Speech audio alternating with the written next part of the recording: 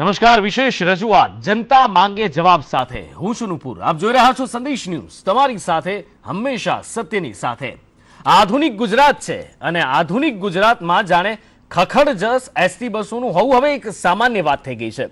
ક્યાંક ઘેટા બકરાની જેમ 56 સીટ વાળી બસમાં 124 લોકોને ઠૂંસવામાં આવે છે, તો ક્યાંક મેન્ટેનન્સ વગરની બસો બેફામ દોડવામાં આવે છે. સમગ્ર બાબતમાં જીવતો પેસેન્જરના જોખમમાં મુકાય છે. ત્યારે હવે એસટીની સવારી અસલામત સવારી બની ગઈ છે.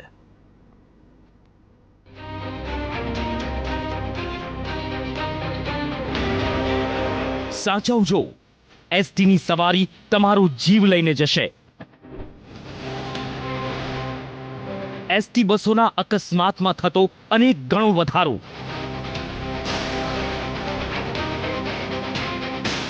ખખડી ગયેલી બસો, એસટી બસના બેફામ ડ્રાઈવરો.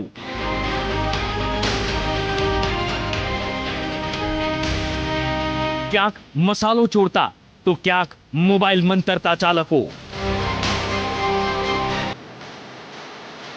ડ્રાઈવરો માટે કડક નિયમ તો ખરા, અમલ ક્યારે? બેફામ બસ ચાલકોને રોકવા કોઈ આયોજન ખરું?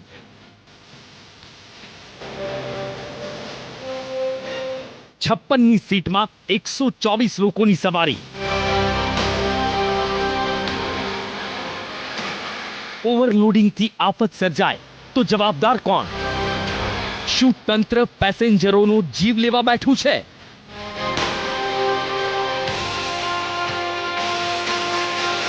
ન ડ્રાઈવરના ઠેકાણા, ન કોઈ દેખભાળ.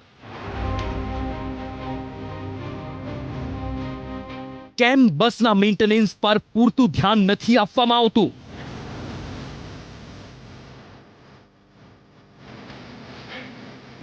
શું એસટી તંત્રને પેસેન્જરોની પડી જ નથી?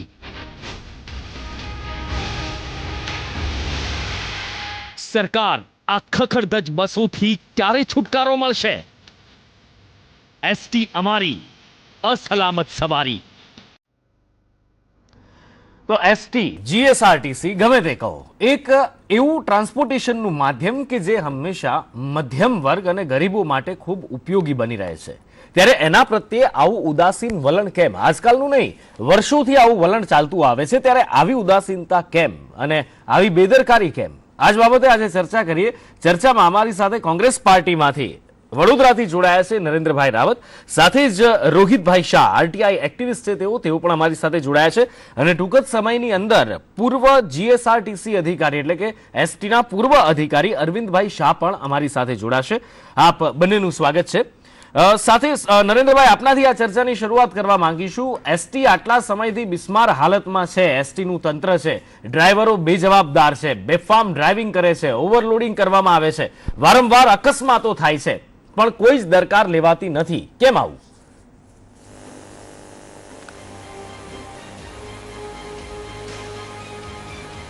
આપ જાણો છો કે ગુજરાતમાં જ્યારથી વિકાસની દોડની વાતો કરવામાં આવે છે ત્યારથી ગરીબો માટે, મધ્યમ વર્ગના માટે સૌથી મોટી જરૂરિયાત એટલે કે પબ્લિક ટ્રાન્સપોર્ટ સિસ્ટમ અને આપણી ગુજરાત જીએસઆરટીસી. અને આ ખૂબ મહત્વની બાબત છે કે દરેક ગામડાઓથી માંડીને સમગ્ર ગુજરાતની અંદર એસટી બસની સુવિધાઓ માટે સરકારે જે છેલ્લા વર્ષોમાંથી કેટલા પ્રયત્નો કર્યા છે એનો પણ અભ્યાસ કરવો બહુ જરૂરી છે. અને અત્યારની પરિસ્થિતિમાં જે અત્યારે આપણે ટૂંક જ સમયમાં વાત કરવા બેસે તો ડિટેલથી વાત ન કરતા જે પ્રકારે અસલામત, અસુવિધાઓ અને મુશ્કેલી અને જે પ્રકારે લોકોને સુવિધાઓ મળે એ મળતી નથી, એટલે કે ટોટલ અસલામતી તમામ ક્ષેત્રમાં છે. જાન લેવા બાબત છે તો અઘરી વસ્તુ છે કે અત્યારે એક્સિડન્ટની સંખ્યામાં સરકારના બે રીતની બાબત હોય કે જીએસઆરટીસી દ્વારા જે પ્રકારે એક્સિડન્ટ બસોની નિયમિત રીતે એનું મેન્ટેનન્સ ન થતું હોય, ખખડધજ હોય, સરકારે વચ્ચે મોદીજી વખતે તમામ બસો પાછી ખેંચી લીધેલી અને નવી બસો લાવેલા. એના પછી શું કર્યું એ આપણે સૌ જાણીએ છીએ. એટલે કે મેન્ટેનન્સ વગર એના તંત્રમાં જે પ્રકારની સુવિધાઓનો વધારો કરવો જોઈએ એમાં થતો નથી, જેના કારણે અકસ્માતોનું પ્રમાણ પણ વધારે છે. અને એના માટે ઘણા બધા જવાબદાર વસ્તુઓ પણ છે.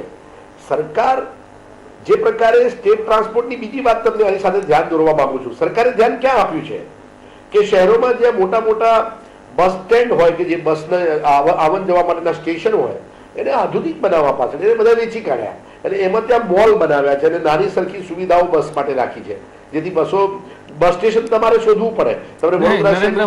નરેન્દ્રભાઈ, સાવ એવું પણ નથી, વાત કરું સાવ એવું પણ નથી. અમદાવાદના રાણીપમાં આપ જજો, આપને શોધવું નહીં પડે બસ સ્ટેન્ડ. સાવ પછી આપ લડી ના લો આવી રીતે.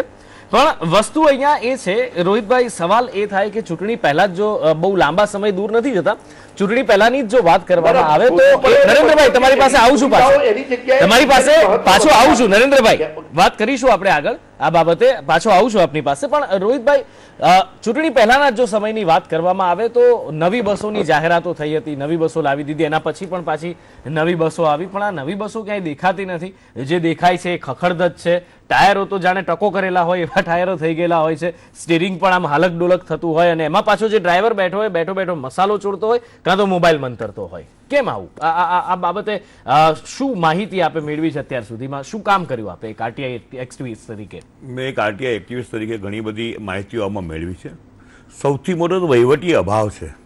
જવાબદારી કોની એ નિશ્ચિત થતું નથી, અને જ્યારે જવાબદારી નક્કી થાય, નિશ્ચિત થાય, ત્યારે એ વ્યક્તિ રિટાયર થઈ ગયો હોય છે.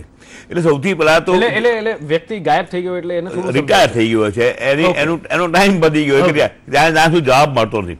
એકચ્યુઅલમાં કેવું છે, સુરક્ષાની સવારી છે, દરેકને જરૂરિયાત છે. ગામડાઓ અને શહેરોને જોડતી આ એક સિસ્ટમ છે. બસો જાય છે અને આવે છે, છતાં આની અંદર દરેક જગ્યાએ એનો મેન્ટેનન્સનો અભાવ જોવા મળે છે. એની અંદર અવાજ કરતી હોય, તમે એના કરતાં સૌથી મોટી વાત, દરેક એના ડિવિઝન ઉપર એના રેમ્પ છે, સર્વિસ રેમ્પ. એ સર્વિસ રેમ્પ આજે મોટાભાગના સર્વિસ રેમ્પો બંધ છે. એ વોશિંગ રેમ્પ આજે બંધ છે. તો એ જવાબદારીઓ કોની હોય છે? મેન્ટેનન્સ કરવાની, મેન્ટેનન્સ આપવાની, કોન્ટ્રાક્ટ આપવાની, આ બધી જવાબદારીઓ જેટલી એની ઉપરના સક્ષમ અધિકારીની જવાબદારી બનતી હોય છે. ઓવરઓલ અધિકારીઓ પદાધિકારીઓની અંડરમાં હોય ને ત્યારે જ આવી ઘટનાઓ બનતી હોય છે. વારંવાર પુનરાવર્તન થવું, એ ભૂલો વારંવાર થવી, એ ખરેખર શરમજનક બાબત છે. બિલકુલ નરેન્દ્રભાઈ, બહુ એક સૂચક વાત કહી છે રોહિતભાઈએ. અધિકારીઓ પદાધિકારીઓની અંડરમાં હોય ત્યારે આ વાત થાય છે, એમના દબાણમાં હોય ત્યારે. પણ દબાણ કંઈક બીજી જાતનું હશે ને, શું કહો છો? કારણ કે કામ કરવા માટેનું જો દબાણ હોય તો આ પ્રમાણેની વસ્તુઓ કદાચ ન પણ થાય. શું કહેશો?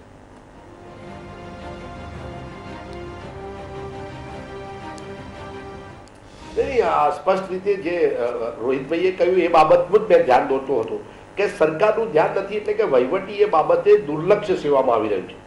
અને જે પ્રકારે એ સુવિધાની અંદર અસલામતીની બાબતમાં વાત કરીએ તો ઘણી બધી વાત કરી શકું છું, કે જે પ્રકારે તમે કહ્યું કે ડ્રાઈવર કાં તો પાન પડીકી ખાતો હશો કાં તો મોબાઈલ પર હશે. તમને ખ્યાલ હશે કે લગભગ અત્યારે મોટાભાગના અકસ્માતો મોબાઈલ પર વાત કરવાના કારણે અને દારૂના દૂષણના કારણે છે.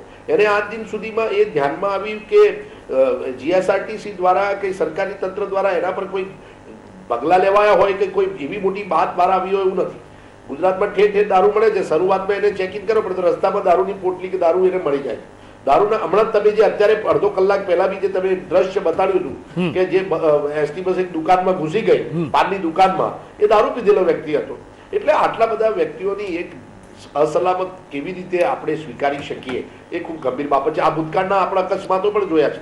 અત્યારે તમે આંકડાની દ્રષ્ટિએ વાત કરું તો 40% અકસ્માતો ડ્રાઈવરોના કારણે થાય છે.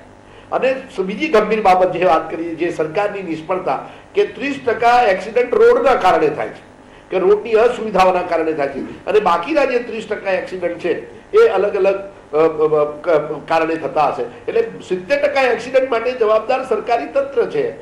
બિલકુલ. એટલે નરેન્દ્રભાઈ, જો વાત કરવામાં આવે સરકારની વાત કરવામાં આવે, જી નરેન્દ્રભાઈ, તંત્રમાં કરવામાં નથી આવે. જી, એટલે કે જો વાત કરવામાં આવે સરકારની અહીંયા આગળ, તો જે વિકાસની વાતો થાય છે તો એસટી તંત્ર સુધી હજી આ વિકાસ પહોંચ્યો નથી. જો વાત કરવામાં આવે સ્વચ્છ ભારત મિશનની, તો આ મિશન એસટી તંત્ર માટે અહીંયા છે નહીં. વાત કરવામાં આવે સુરક્ષાની, તો એસટી તંત્રની અંદર અહીંયા છે નહીં.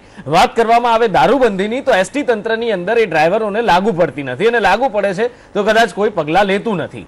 શું કહેવાય આ બાબતને લઈને? હવે શું કહેવા માંગશો સરકારને એક વિપક્ષ તરીકે?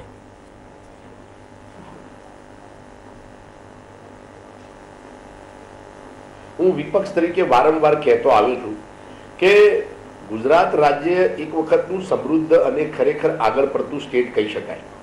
અત્યારે ડિબેટ કરવા કોઈ તૈયાર નથી કે કોઈ સમજવા તૈયાર નથી કે ગુજરાત કોઈ પણ બાબતમાં અત્યારે પ્રથમ નંબરે રહ્યું નથી અને જે પ્રકારે નિષ્કાળજીને લેવામાં આવી રહી છે એ ખરેખર ગંભીર બાબત છે.